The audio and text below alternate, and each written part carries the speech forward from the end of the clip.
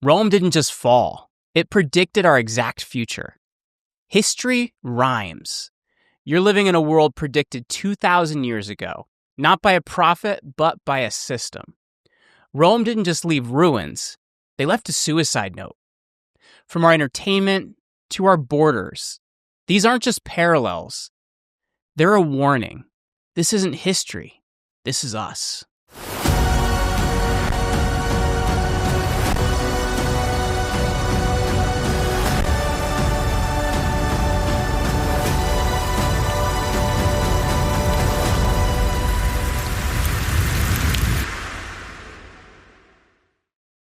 Welcome back to The Roman Pattern.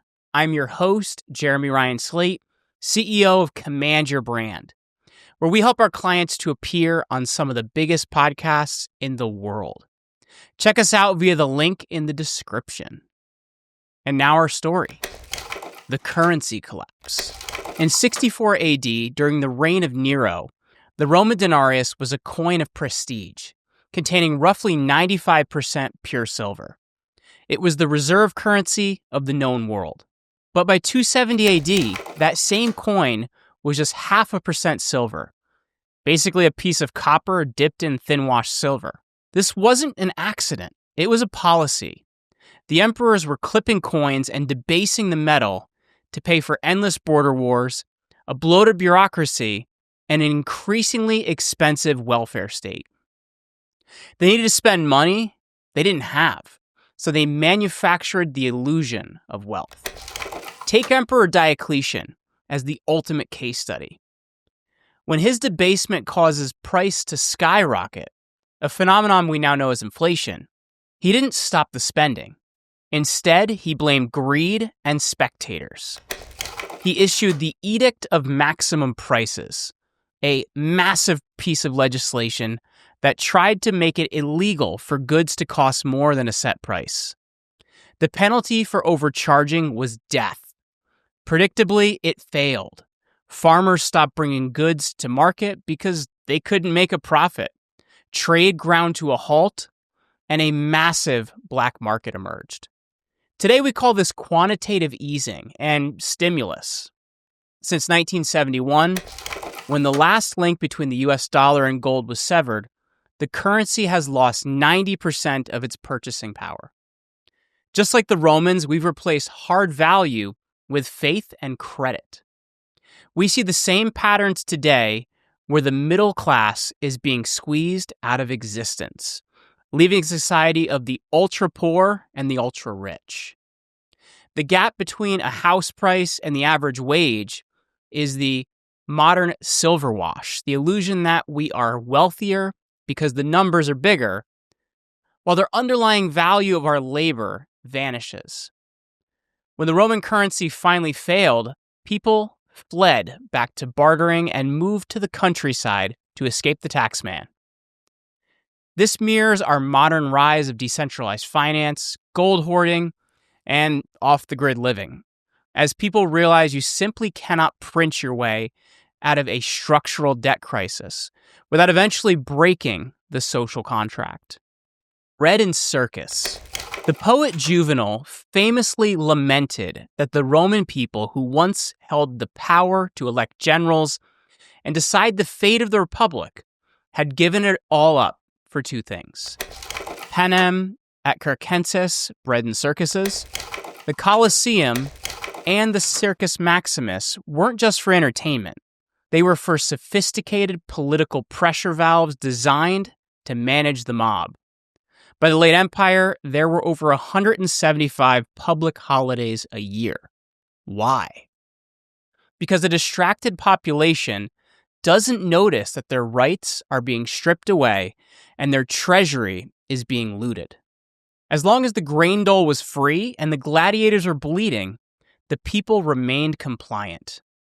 Fast forward to the 21st century, our bread is cheap, hyper-processed, calorie-dense food that keeps us fed, but physically and mentally unwell. It's a grain dole of corn syrup and seed oils. Our circus is the infinite scroll in our pockets. TikTok, Instagram, and YouTube are the new Colosseum. Instead of physical gladiators, we watch rage bait influencers and the ritualized slaughter of reputations through cancel culture. The mechanism is identical. Hits of pleasure designed to keep the citizenry from looking at the deteriorating infrastructure or the $34 trillion of national debt. Even our gambling has evolved. Rome had state-sponsored betting on chariot races that frequently turned into violent riots. Today, we have legalized sports betting apps that integrate directly with our phones, ensuring that the distraction is constant and quite profitable. We've traded civic engagement for digital spectacle, ensuring that the crowd stays loud about culture wars, but silent about the structural decay of the state. A population that is constantly entertained is a population that has forgotten how to govern itself. The outsourced empire. Rome stopped being Roman long before the gates were actually breached. In the early days, being a Roman soldier was a mark of the highest honor and a requirement for political life. But toward the end, Roman citizens considered military service and hard labor beneath them. They wanted the comforts of the empire without the sacrifices required to maintain it. They preferred the subsidies of the state and the luxury of the city. To solve the labor and security shortage, the empire began hiring foederati, barbarian tribes, to guard the very borders that those tribes wanted to cross. They outsourced their defense to the people they were trying to keep out. Eventually, those mercenaries realized they didn't need to work for Rome because they could just be Rome. They were holding the swords while the Romans were holding the wine cups. We see this same empty shell syndrome everywhere today. We've outsourced our essential production from life-saving medicines to the microchips that run our defense systems, to the geopolitical rivals because it was cheaper in the short term. Our gig economy is a modern form of outsourcing basic community functions to apps and algorithms. We've become an managerial society that doesn't build things anymore. We just manage the logistics of the people who do. When a nation loses the ability to provide for its basic needs or defend its own borders without relying on foreign entities or mercenary labor, it exists only at the mercy of its suppliers. Rome learned too late that when you outsource your strength, you invite your own replacement. Before we get into the next part of this story, subscribe, leave a like, and comment your thoughts. What do you think so far? What do you think was the strongest tie to our modern world thus far? Okay, let's get back to the video. Elite gated communities. In the final days of the Western Empire, the Roman elites, the senators and the ultra-wealthy, stopped trying to save the state. They realized the system was broken beyond repair, so they opted out.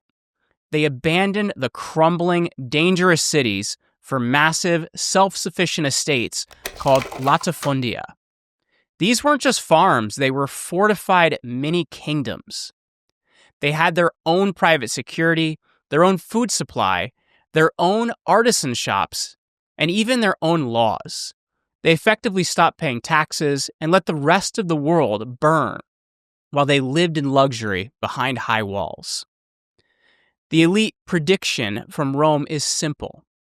When the ship starts to sink, the people in first class are the first ones to the lifeboats. We see this today in the New Zealand bunker phenomenon. Tech moguls and hedge fund managers are buying thousands of acres in remote locations, installing military-grade security, and prepping for a collapse that they know is arguably going to come hard and fast through the erosion of the middle class. Between gated smart cities, private islands, and the rise of sovereign individuals, the ultra-wealthy are opting out of the public square entirely. They use private jets to bypass failing airports, and private police forces to bypass the rising urban crime. Just like the owners of latifundia, they are no longer invested in the success of the nation. They only invest in the survival of their own fortified estates. When the ruling class no longer shares the fate of the common people, the nation has already ceased to exist as a unified entity. The infrastructure of decay. One of the most visible signs of Roman decline was the crumbling of its legendary infrastructure. The roads that once connected the known world became infested with bandits because the state could no longer afford to patrol them. The aqueducts, marvels of engineering that provided clean water to millions, began to leak and fail because the specialized knowledge required to maintain them was lost, or the funding was diverted to pay for more bread and circus. The physical world was literally breaking down while the citizens were preoccupied with theological and political infighting.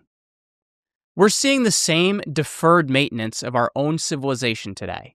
In the United States and most of the West, bridges are rated as structurally efficient, power grids are struggling under modern loads, and water systems in major cities are failing. We've built a world of incredible complexity, but like the late Romans, we are finding that the cost of maintaining that complexity is higher than the value we're producing. When the basic system of survival, water, transport, and energy began to fail, the veneer of civilization disappears very quickly. Rome showed us that you don't need an invading army to destroy a city. You just need to stop fixing the pipes.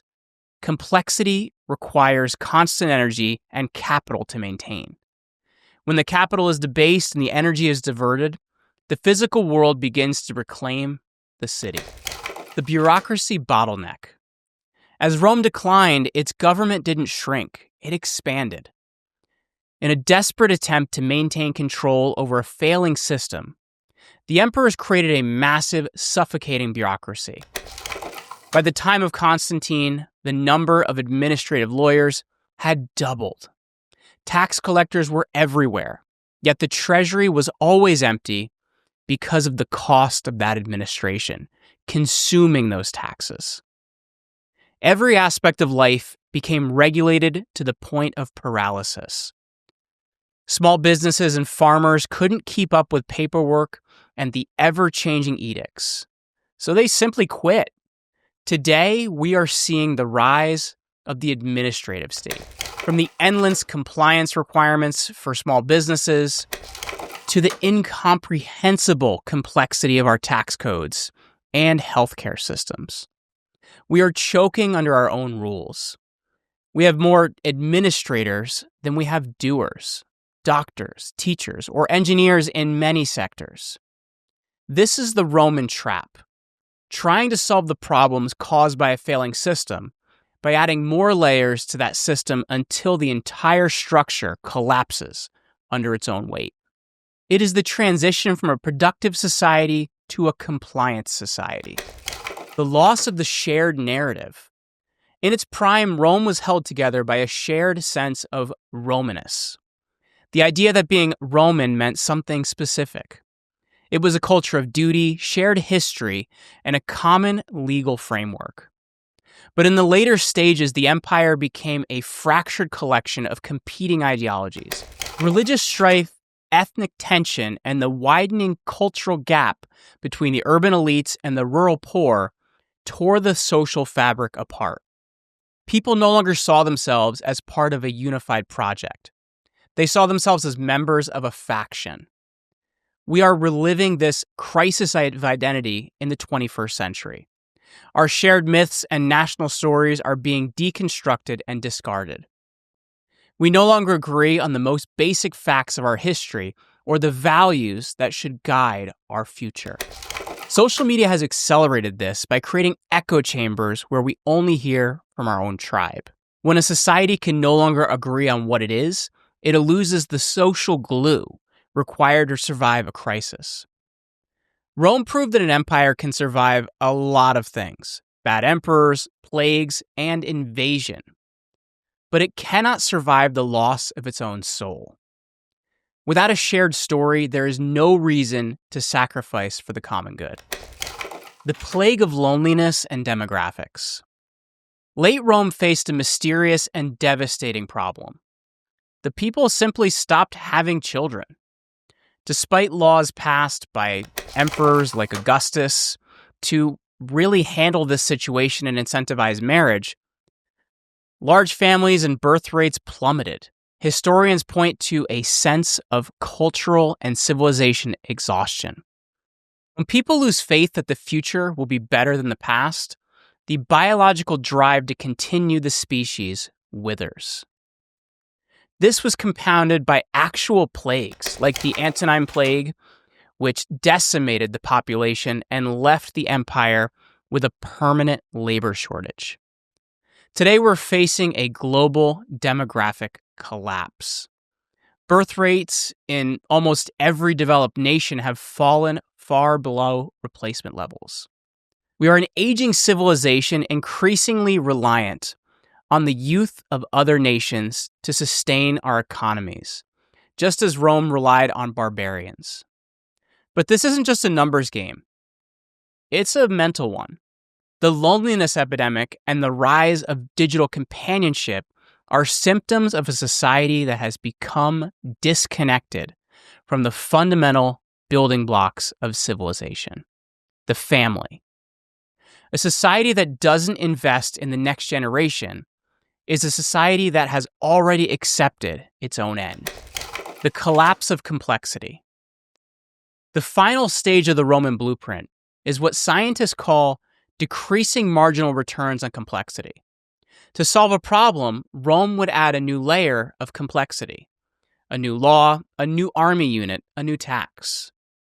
But eventually, the cost of that complexity becomes greater than the benefit it provides. The system becomes so brittle that a single shock, a bad harvest, or a minor invasion can cause total systemic collapse. We've built the most complex civilization in human history. Our global supply chains, our digital financial systems, and our energy grids are all interconnected and incredibly fragile. We've optimized our world for efficiency, but in doing so, we have removed all the slack from the system. A ship canal being blocked for a week or a single software update failing can now bring entire economies to a standstill. Rome teaches us that when a civilization reaches a certain level of complexity, it doesn't just decline, it simplifies rapidly.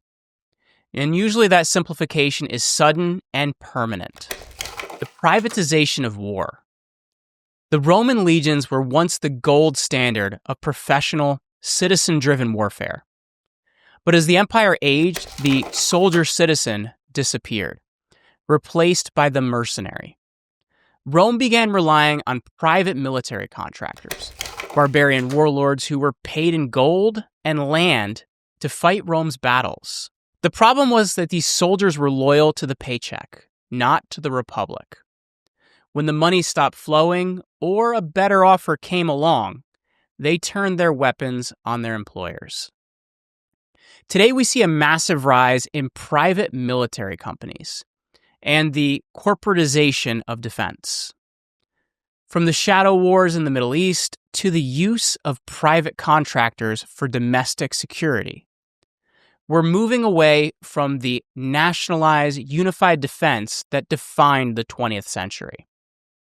When the monopoly on violence is sold to the highest bidder, the state loses its primary reason for existing.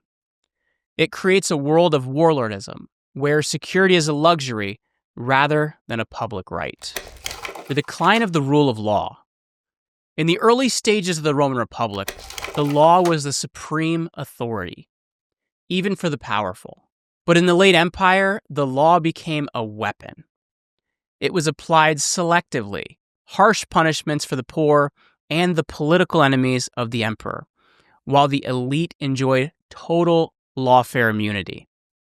Trials became political theater, and the judiciary became a rubber stamp for the executive branch.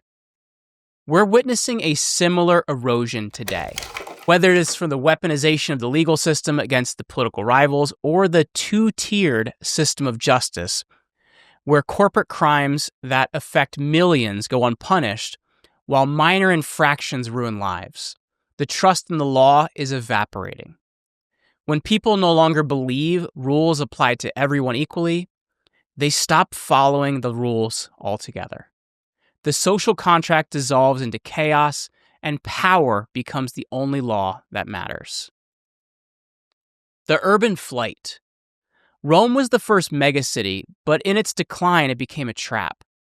High taxes, rising crime, and failing services led to mass exodus. The brain drain was real. The most productive citizens fled the urban centers for the countryside, seeking safety and lower costs. This left the cities as hollowed-out shells populated by only the rich who could afford private security, and the dependent poor had nowhere else to go. Look at our modern urban centers. We're seeing a historical rerun as the middle class and businesses flee major cities due to the soaring costs of living and declining public safety. As the tax base leaves, the services fail even faster, creating a doom loop that mirrors the abandonment of Rome in the 4th and 5th centuries. The city, once the engine of civilization, becomes its graveyard. The education erosion. Rome was once the center of global knowledge, but by its end, its education system had shifted from philosophy and engineering to empty rhetoric and sophistry. They stopped teaching how to build and create and started teaching how to argue and manipulate. Scientific progress stalled for centuries because the culture became obsessed with looking back at the past rather than building a future. Today, we are seeing a massive decline in academic standards and a shift toward ideological indoctrination rather than critical thinking and technical mastery. We are graduating more rhetoricians and fewer builders. Literacy and numeracy rates are falling across the Western world. When a civilization loses the ability to pass on the technical and moral knowledge required to sustain itself, well, it's only a matter of time before the lights go out. You cannot maintain a high-tech civilization with a low-tech population. The fragility of global trade. The Roman world was increasingly globalized for its time.